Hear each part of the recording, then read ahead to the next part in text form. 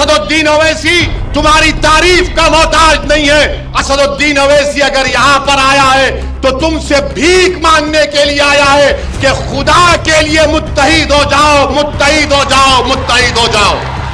تم بھارت کے نیتا بنو, تم لیڈر بنو, تم قائد بنو, میں تمہارے پیچھے چلنے کے لیے تیار ہوں, مگر تم کھڑے ہو جاؤ اور اپنے مقدر کے فیصلے خود کرو. تم ہزاروں کی تعداد میں اسد الدین اویسی سے زیادہ قابل لوگ گجرات اور بھارت میں مسلمانوں کے کھڑے ہو کر سمویدھان کو بچائیں گے, سمویدھان کو مضبوط کریں گے اور بھارت کو مضبوط کریں گے. یہ ہمارا وطن عزیز ہے. ہم کو شکایت ہے کہ ہمارے حقوق جو بھارت کے آئین میں ہم کو گارنٹی کیے گئے وہ ہم کو نہیں ملتے ہیں. تو میری آپ سے گزارش ہے کہ آپ ایک سیاسی طاقت بنیے, سیاسی طاقت بنیے, اپنے ووٹ سے اپنے پارٹی کے نمائندوں کو کامیاب کریے. اور یاد رکھیے میری اس بات کو, آپ حکومتوں کو بدل نہیں سکتے, مگر آپ میں اتنی طاقت ہے کہ آپ اپنے پارٹی کے امیدواروں کو ودھائک ایم ایل اے بنا کر گجرات کی ویدھان سبھا میں بھیجا سکتے ہیں. اگر آپ یہ کام کرنے تیار ہیں تو یاد رکھیے جو پچھلے 50-60 سال سے ناانصافیاں ہوتی آ رہی ہیں ان ناانصافیوں کا ہم خاتمہ کر سکتے ہیں.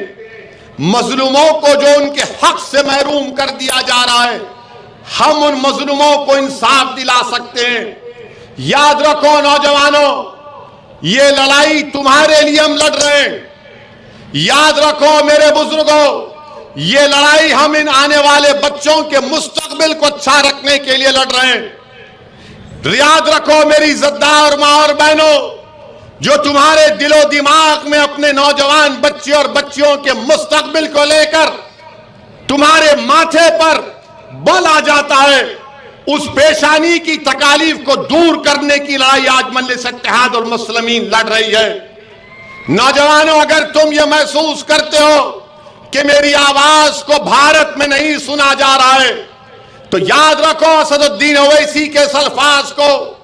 اگر تم چاہتے ہو کہ تمہاری آواز کو سنا جائے تو اس جلسوں میں نعرے لگانے سے تمہاری آواز نہیں سنی جائے گی.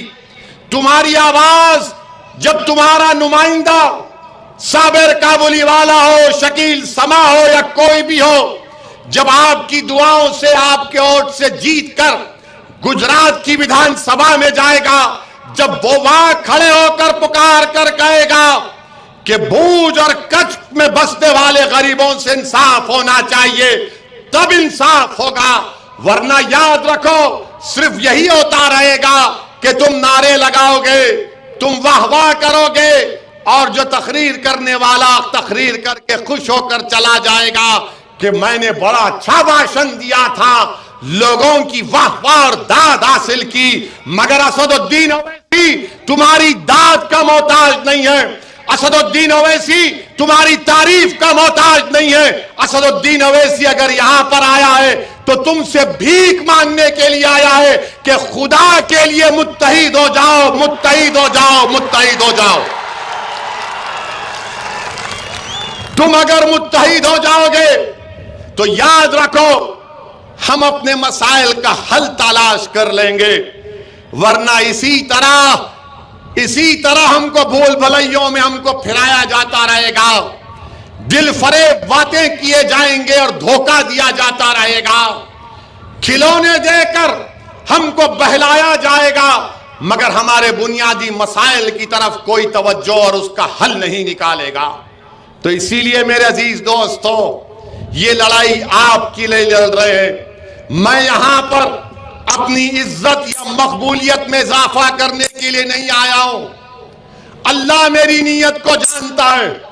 میں یہاں پر اس لیے آیا ہوں کہ آپ کی سرزمین پر جس طرح ہمارے بزرگوں نے دیش کی آزادی میں اپنا حصہ ادا کیا, میں چاہتا ہوں کہ تم انہی کے نقش قدم پر چل کر تم بھارت کے نیتا بنو, نہ صرف گجرات کے.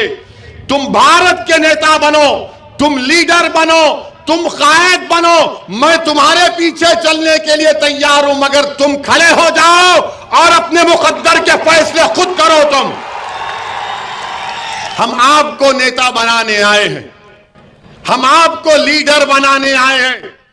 میری ایک ہی خواہش ہے، اللہ نے مجھے بہت دیا، میں کبھی بھی یہ نہیں سوچا تھا کہ اللہ مجھے یہاں تک پہنچائے گا، کچھ کی سرزمین تک پہنچائے گا اللہ۔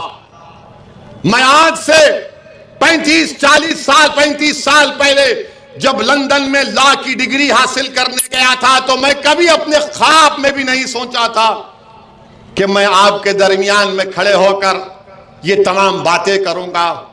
میری ایک ہی خواہش ہے کہ نہیں معلوم میری زندگی کا چراغ کب گل ہو جائے، سب کو جانا ہے۔ میں موت سے نہیں ڈرتا، ڈرتا اس بات سے ہوں کہ جب پوچھا جائے گا بتاؤ اسد الدین تم کو ان تمام نعمتوں اور انعامات سے نوازا گیا، تم نے اس کو کیسے استعمال کیا؟ میں اس سے ڈرتا ہوں۔